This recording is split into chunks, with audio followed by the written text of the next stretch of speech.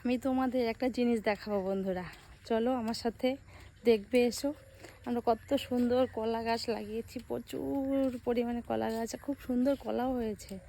চলো সবাই তোমাদের দেখাবো।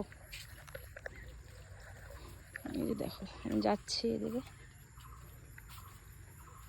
এইদিকে আমাদের বাগান বাড়ি।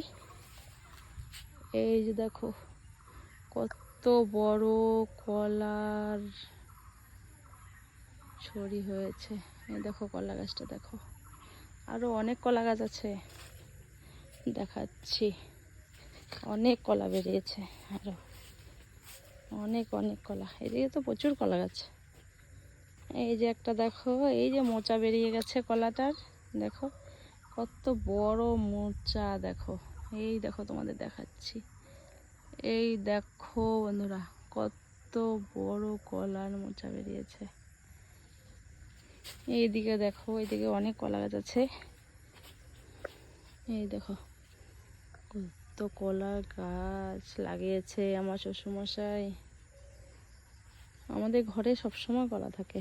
এই দেখো একদম,